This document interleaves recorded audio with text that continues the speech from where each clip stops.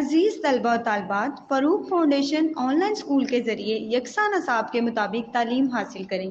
अगर हमारी वीडियोस पसंद आएँ तो चैनल को सब्सक्राइब करें और दोस्तों के साथ शेयर करें और बेल आइकन को लाजमी दबाएं ताकि आइंदा आने वाली तालीमी वीडियोस आप हासिल कर सकें। अस्सलाम वालेकुम बच्चों, उम्मीद है आप सब खैरियत से होंगे।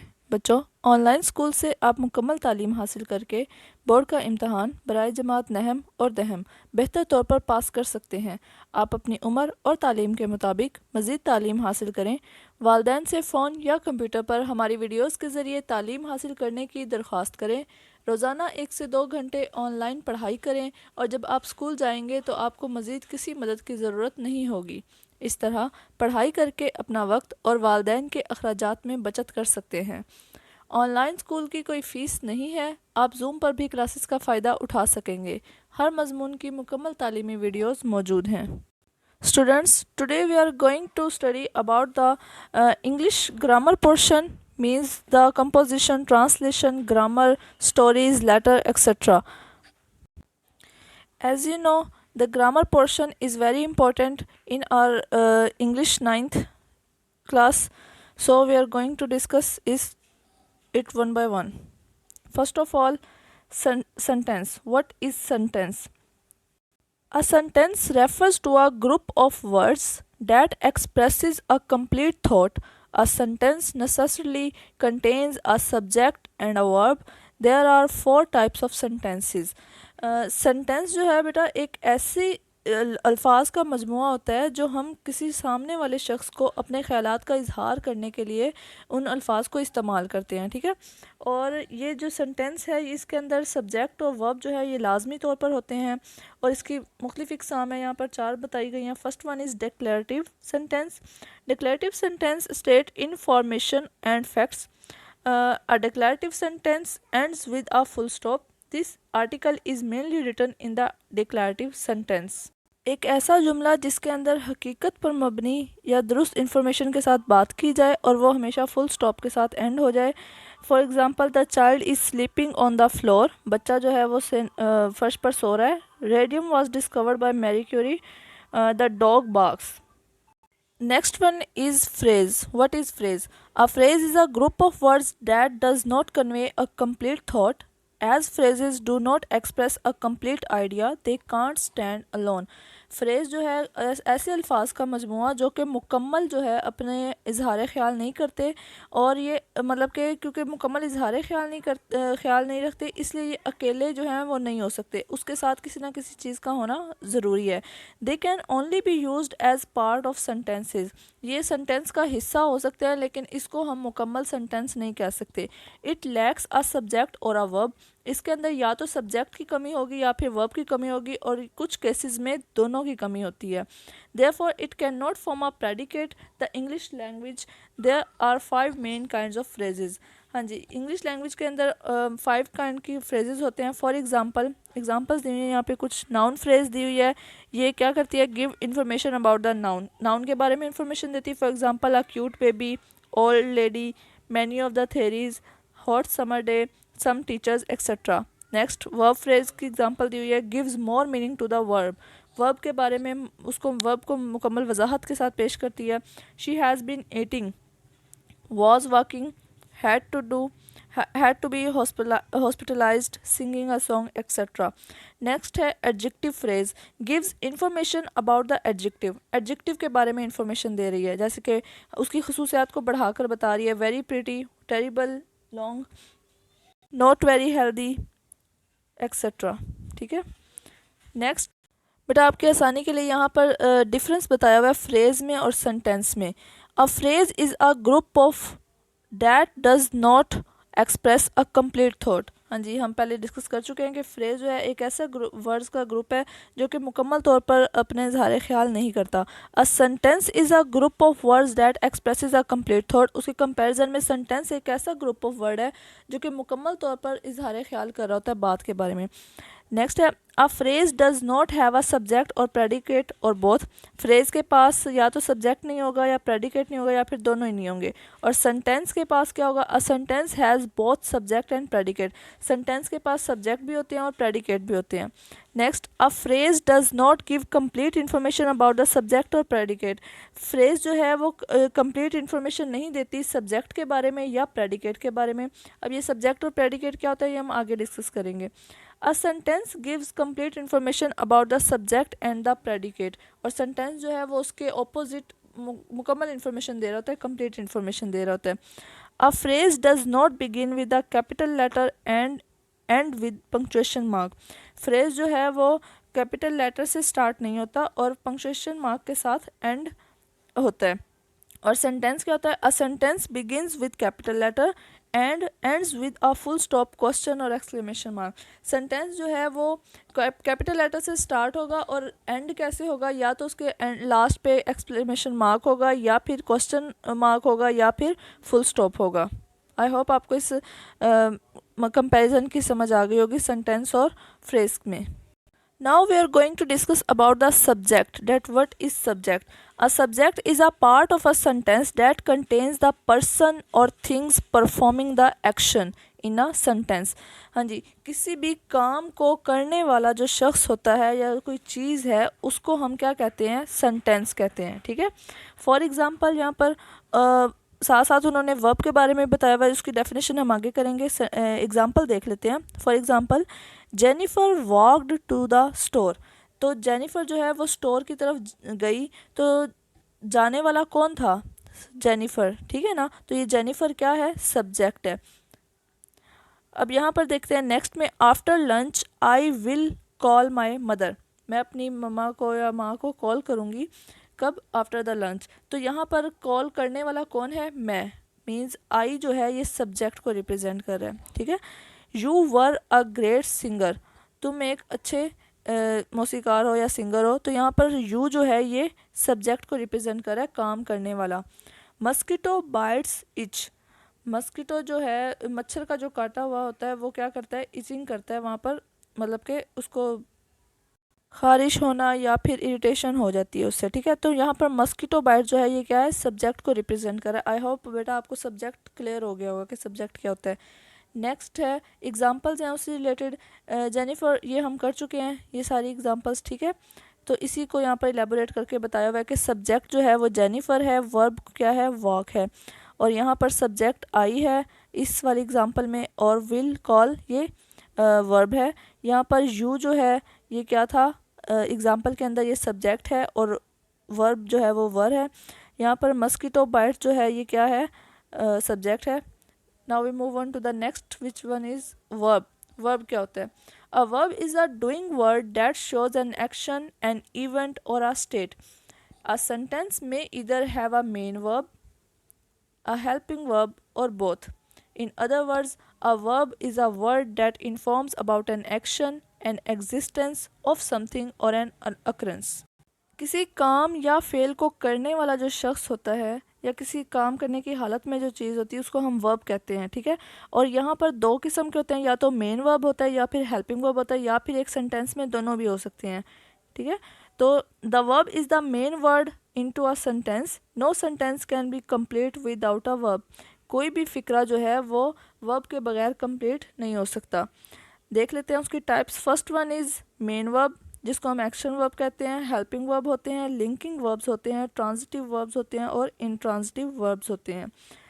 Next, what are helping verbs. आपकी बुक के अंदर जो है वो डिस्कस किया हुआ है हेल्पिंग वर्ब्स के बारे में। हेल्पिंग वर्ब्स क्या होते हैं, a helping verb also known as auxiliary verb. इसको हम ऑक्सिलरी वर्ब भी कहते हैं, ये आपने याद रखना है। Is used with the main verb to help express the main verb tense, mood और voice.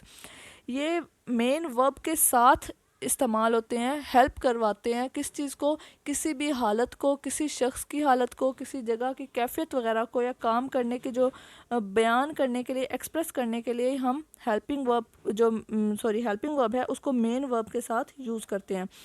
For example, the main helping verb are to be, to have and to do. ठीक है। ये हेल्पिंग वर्ब हैं। For example, to be के अंदर क्या आएगा, am, is, are, was, were, being, been, will be, ठीक है, ये इनके साथ अपेयर होंगे, इन मेन हेल्पिंग वर्ब के मेन वर्ब्स के साथ ये हेल्पिंग वर्ब जो है अपेयर होंगे। टू हैव किसके साथ होगा, has, have, had, having, will have, इनके साथ। और टू डू किसके साथ होगा, does, do, did and will do, इनके साथ ये अपेयर होंगे। नेक्स्ट है examples of helping verbs expressing sentence. हाँ जी, सेंटेंस के टेंस के अंदर इसको कैसे एक्सप्रेस करेंगे। Here are some examples of helping verbs expressing tense। helping verb जो है वो expressing जो उसकी है वो कैसे रिप्रेजेंट हो रही है। For example, Peter was singing for an hour, ठीक है, तो यहाँ पर पीटर जो है इस टेंस के अंदर बेटा देखें जो मेन वर्ब है उसको बोल्ड लेटर में लिखा गया, मीन्स सिंगिंग जो है ये क्या है, मेन वर्ब है, और जो हेल्पिंग वर्ब है उसको हाईलाइट किया गया है, यानी कि उसको ये जो वॉज है ये क्या है, हेल्पिंग वर्ब है। तो देखें Peter was singing for an hour, तो सिंगिंग की हेल्प कौन कर रहा है, वॉज कर रहा है, तो यहाँ पर जो सिंगिंग है ये मेन वर्ब है, और जो हाईलाइटेड पोर्शन यानी कि वॉज जो है ये क्या है, हेल्पिंग वर्ब है। Next, Peter is singing in the shower, तो सिंगिंग मेन वर्ब है और इज़ क्या है, helping verb. Peter will be singing tomorrow evening, तो यहाँ पर सिंगिंग वही मेन वर्ब है और उसके साथ विल बी जो है ये हेल्पिंग वर्ब है। In each of this example helping verb to be help to form the progressive sentence. Next, Bonzo had eaten the chicken before we could stop him, ठीक है, यहाँ पर उसी तरह ये हेल्प मेन वर्ब है और ये हैड जो है क्या, हेल्पिंग वर्ब है। Now we move on to the next slide. Definition of object. हमने स्टार्ट में सब्जेक्ट की, वर्ब की बात कर ली, अब हम बात करते हैं ऑब्जेक्ट की। That what is object. In grammar an object is a noun, pronoun और noun phrase on which a verb perform an action. It falls at the end of a sentence and is governed by a verb for a preposition. For example, in the expert, my aunt opened her purse and gave the man a quarter. It was Valentine's Day and she had baked me a whole box of heart-shaped biscuit. यहाँ पर बेटा देखिए दो लफ्ज़ों को mention किया गया, एक तो द मैन को और दूसरा मी को। तो ये जो द मैन और मी है ये ऑब्जेक्ट को रिप्रेजेंट कर रहे हैं, लेकिन मैन और मी जो है ये इनडायरेक्ट ऑब्जेक्ट्स हैं। अब हम देखते हैं कि इनडायरेक्ट ऑब्जेक्ट क्या होते हैं, ठीक है, आगे क्योंकि उसकी टाइप्स आ रही हैं। First one is direct object, indirect object and object of preposition. First one, a direct object is a sentence is directly acted upon by a subject such as all the actors have played their parts. तो देखें यहाँ पर their part जो है ये किसको represent कर रहा है, ऑब्जेक्ट को रिप्रेजेंट कर रहा है, और ये कौन सा ऑब्जेक्ट है, डायरेक्ट ऑब्जेक्ट है, कि एक ऐसा जुमला जिसके अंदर सब्जेक्ट जो है वो डायरेक्टली ऑब्जेक्ट के ऊपर अप्लाई करे, यानी कि all the actors have played there part, तमाम जो एक्टर्स थे उन्होंने अपना जो किरदार था वो अच्छे तरीके से अदा किया, तो यहाँ पर डायरेक्टली उनको मुखातिब किया जा रहा है। Next one, indirect object. An indirect object is in a sentence is the recipient of the action performed by the subject such as Pauline has passed her mother a parcel. तो देखें यहाँ पर हर मदर जो है ये किसको represent कर रहा है, इनडायरेक्ट ऑब्जेक्ट को, डायरेक्टली बात नहीं की जा रही उनके बारे में। नेक्स्ट है object of preposition. The object of preposition is a noun or pronoun man get by a preposition such as the cat gets in their house when they are sleeping. तो देखें यहाँ पे preposition के साथ object को मिलाया गया, तो इसलिए हम इसको क्या कह रहे हैं, ऑब्जेक्ट ऑफ preposition कह रहे हैं हम इसको। Students, there are some examples given related to the types of the object. First one is direct object. The thing being acted on by the verb. ऐसी चीज़ जो कि verb के ऊपर एक्ट करे तो उसको हम क्या कहते हैं, direct object. Jack caught a fish, Jack ने क्या पकड़ी है, एक मछली। तो देखें डायरेक्टली बात की जा रही है यहाँ पर फ़िश के बारे में, कि यहाँ पर तो ये जो फ़िश है ये क्या है, ऑब्जेक्ट है। फॉर एग्ज़ाम्पल यहाँ पर अगर हम इसके इस पार्ट में, इस सेंटेंस के पार्ट में हम अलग-अलग करें कि क्या चीज़ है, तो फर्स्ट वन जैक जो है काम करने वाला यानी कि सब्जेक्ट, कॉट काम जो काम किया जा रहा है, क्या किया जा रहा है, मछली को पकड़ा जा रहा है, तो पकड़ना एक काम है, तो कॉट क्या है, वर्ब है हमारा।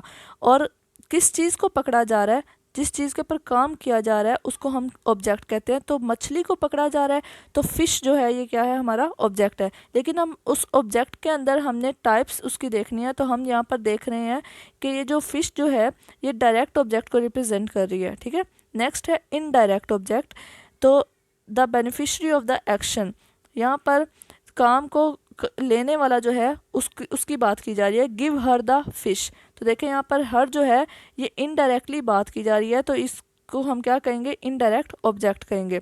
थर्ड है object of a preposition, cook without salt. तो देखें प्रपोजिशन क्या है, विदाउट, और उसके बिल्कुल साथ जो ऑब्जेक्ट लगाया गया है वो सॉल्ट है। तो विदाउट के साथ जो सॉल्ट लगाया गया है ये क्या है, ऑब्जेक्ट ऑफ प्रपोजिशन है। नेक्स्ट है बेटा comprehension of passages. Students comprehension of passages जो है ये एक नेसेसरी पार्ट है आपके पेपर के अंदर, 10 मार्क्स का ये इंक्लूड होता है। तो आपने इसको ध्यान से बेटा समझना है और इसको करना है लाजमी तौर पे। फर्स्ट एक्सरसाइज हम करने लगे हैं उसकी। One day a wolf felt very hungry, he wandered here and there in search of food, but he could not find anything to eat.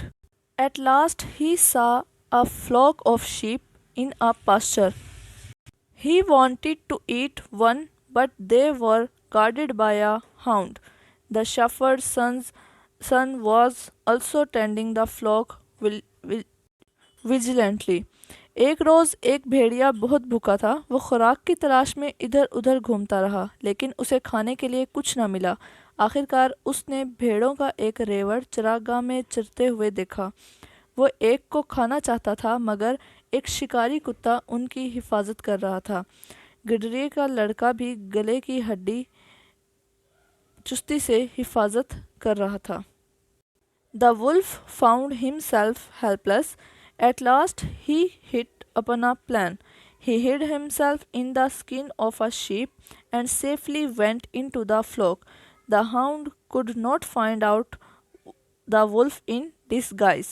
He killed a sheep and ate it without being caught. In this way, he ate up many sheep, and their numbers began to fall every day. The shepherd was greatly worried but could not find out the thief. भेड़िए ने अपने आप को मजबूर पाया। आखिरकार उसे एक तजवीज़ सूझी। उसने अपने आप को एक भेड़ की खाल में छुपा लिया और बहिफाजत गले में दाखिल हो गया। शिकारी कुत्ता भेड़िए को भेस में ना पहचान सका। उसने एक भेड़ को मार डाला और बगैर पकड़े इस तरह वो बहुत सी भेड़ें खा गया और उनकी तादाद दिन ब दिन कम होना शुरू हो गई। गडरिया बहुत परेशान था, लेकिन वो चोर को तलाश ना कर सका। So student, this was a passage.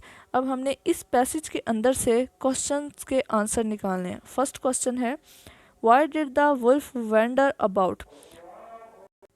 भेड़िया इधर उधर क्यों घूमता रहा? So the answer is the wolf wandered about in search of food.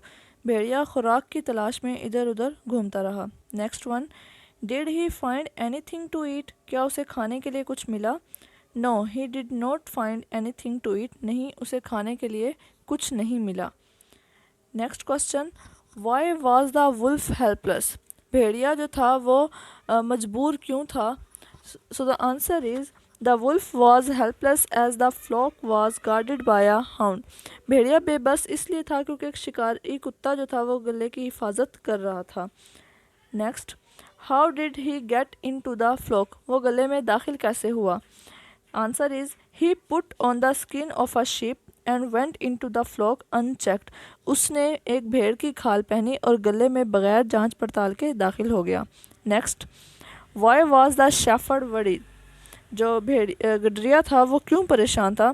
The shepherd was worried as the number of sheep began to fall every day. वो इसलिए परेशान था क्योंकि भेड़ों की तादाद हर रोज़ कम होना शुरू हो गई थी। Next, did he find out the thief? क्या उसे चोर मिल गया? So the answer is no, he did not find out the thief. नहीं, उसे चोर नहीं मिला। आई होप बेटा आपको इस पैराग्राफ की, इस कंप्रीहेंशन पैसेज की समझ आ गई होगी। हमने इनके अंदर से ही आंसर्स को फाइंड आउट करना है और उनके आंसर्स देने हैं, ठीक है बेटा। Next portion is story portion. Story portion जो है ये कंपलसरी है आपके चैप्टर पेपर के अंदर।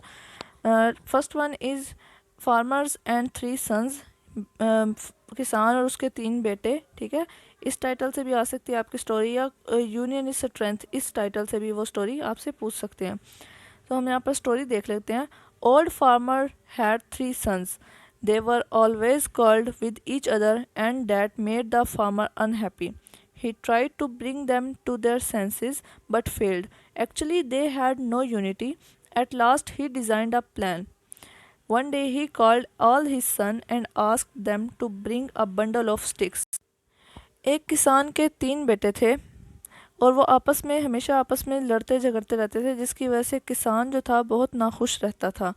किसान ने उनको हर तरह से समझाने की कोशिश की लेकिन नाकाम रहा, क्योंकि उनके अंदर इत्तेहाद नहीं था। आखिरकार उसे एक प्लान उसके जहन में आया। उसने अपने तीनों बेटों को बुलाया कि वो लकड़ी के बंडल्स के साथ आ जाएं, यानी कि उन लकड़ियों को बांधा हुआ था बंडल्स की शक्ल में, ठीक है। तो उसके बेटे जब वो बंडल ले आए, when the bundle was brought he asked the eldest son to break the bundle. The eldest son tried his level best but failed. Then the farmer asked his second son to break the bundle, but he failed too. Similarly, the third son tried hard but did not succeed. The farmer then untied the bundle of sticks and he told his son to break the sticks one by one. जब लकड़ियों का गट्ठा, यानी कि वो जुड़ी हुई जो लकड़ियाँ थी, आ गई, तो किसान ने अपने सबसे बड़े बेटे को कहा कि उस लकड़ियों के गट्ठे को तोड़े, लेकिन उसने बहुत कोशिश की लेकिन वो उसको ना तोड़ सका। फिर उसने अपने दूसरे बेटे को कहा, उसने भी बहुत कोशिश की लेकिन वो भी ना तोड़ सका। तीसरे बेटे ने भी बहुत कोशिश की लेकिन वो ना तोड़ सका। फिर किसान ने उन लकड़ियों के गट्ठे को अलहदा किया और उन्हें कहा। His son took the single stick and broke that very easily. Then the farmer said to his son, "You see, my son, each of you break one stick easily, but none of you could break the bundle of sticks. Why couldn't you do it?" The eldest son replied, "That's right. You see the strength of unity, my son," he said. "You must live together and no one can harm you then."